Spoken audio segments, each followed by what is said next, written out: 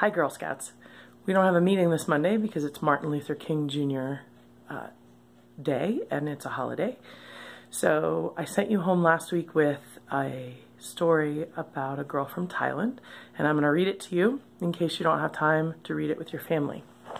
So it came out of this book, World of Girls, and I'm going to hold up the picture and then actually read from a different sheet so that you can see the picture the whole time.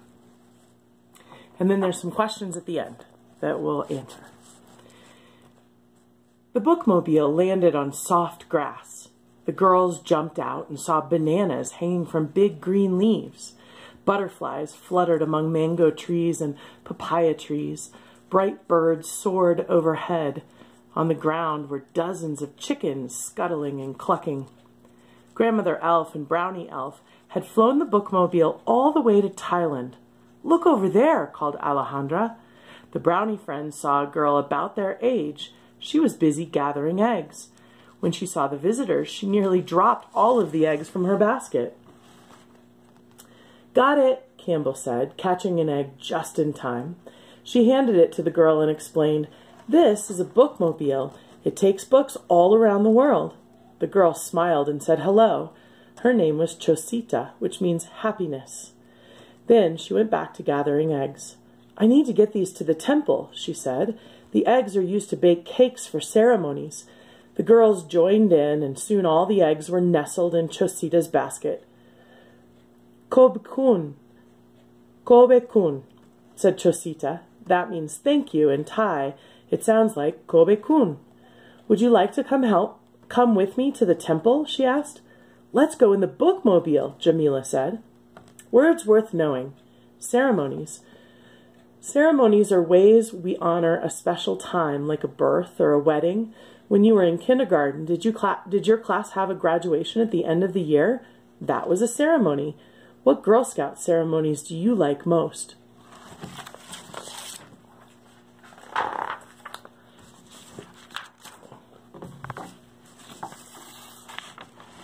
Words worth knowing. A typhoon. A typhoon is a huge storm with very strong winds and rain. In some parts of the world, a typhoon is called a hurricane. "Really?" Chosita asked. "I love to read, but my school doesn't have many books." A typhoon hit, and all the books got soaked. The brownies listened as Chosita told them about the roaring winds and flooding waters. They told her about a hurricane that hit their country. "We all pitched in to get new books to libraries and schools," Campbell said. "I bet you and the other girls here in Thailand can do something like that." Grandmother Elf looked around the library. "And here's a whole shelf of books that may be just right for your school. They'll give you and your classmates something to read while you gather more books." "Thank you," Chosita said. The bookmobile came to a gentle stop. The girls could see the temple at the top of the hill.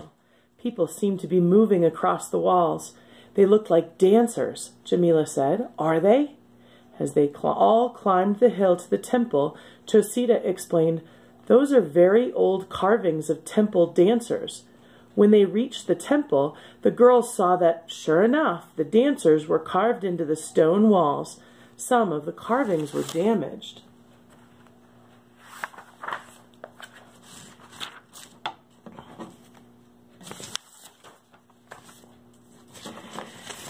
"These were hurt in the typhoon," Chosita said, "but this frieze still tells a very old story. I learned the dances for it. I'll show you." Words worth knowing.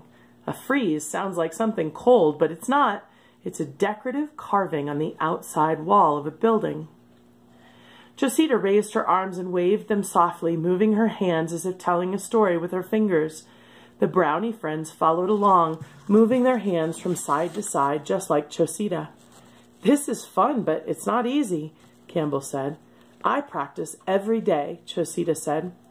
Chosita then took the eggs to the temple and soon returned with a beautiful lantern shaped like a lotus flower. "I brought this from the temple," she told the girls. "I wish you could stay and see our floating lantern festival at the end of the rainy season." Just then, Grandmother Elf came with a book of photographs of the festival. The pictures showed lights on every river and stream, like fireworks on the water. A musical queen, Queen Sirikit, and King Bhumibol have ruled Thailand since 1950. Queen Sirikit likes to write songs. She also works for her country's Red Cross, which helps people after disasters such as typhoons and tidal waves. Queen Sirikit has been a queen longer than anyone else in the world. My family makes lots of lanterns for the festival, Chosita said. I'd love for you to meet my family. And so they headed to Chosita's home in the bookmobile, past green fields of rice plants rippling in the breeze. I work in the rice paddies with my family, Chosita said. She sang a rice planting song. Ri koa-san, which sounded like Ri koa-san. Chosita's house was built on thick poles like stilts. Chosita left her shoes by the steps. Please come meet my mother, she said.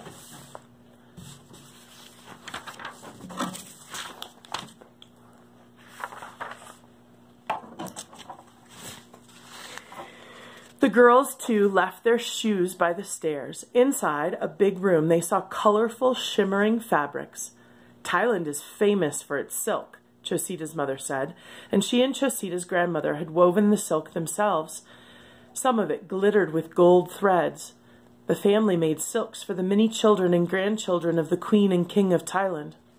How about I teach you my favorite game? Chosita asked. It's called Ling Ching Lak, or monkey fighting for the poles. It's one of the oldest games in the world. Chosita explained the game, and Campbell agreed to be the monkey. The other girls stood by one of 3 big trees in Chosita's yard. Those trees were safe. Ready, set, go, shouted Campbell. When the monkey gave the signal, the girls took off, each trying to reach a tree before the monkey caught them. A girl with no tree became it. Alejandra laughed. Oops, now I'm the monkey. Ready, set, go. I like this game, Jamila said. It reminds me of our games of tag and musical chairs. After the girls played, they ate mango slices and sipped spiced tea under the shade of a banyan tree.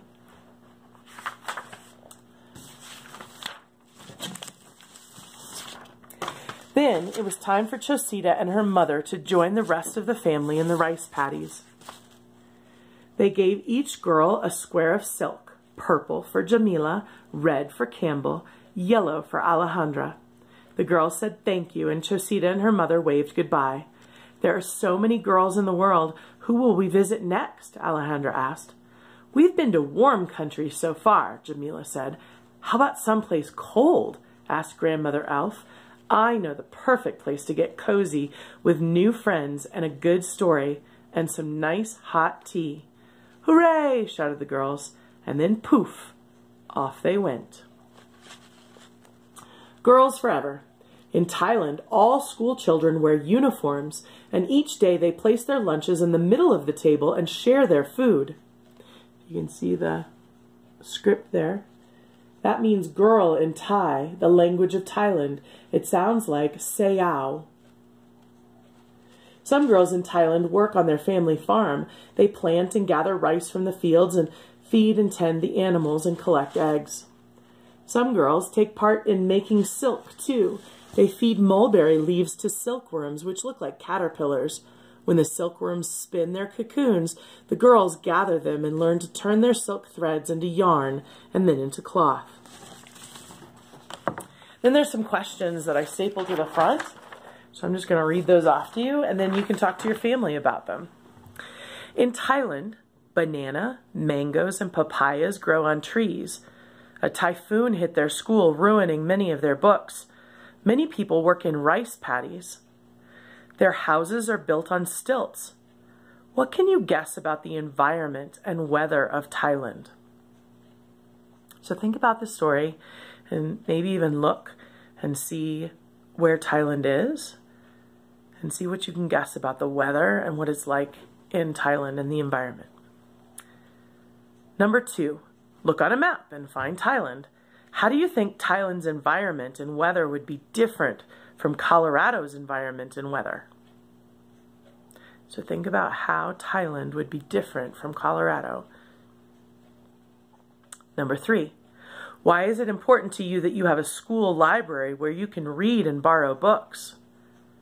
Remember, Chosita's library got damaged and a lot of their books were gone.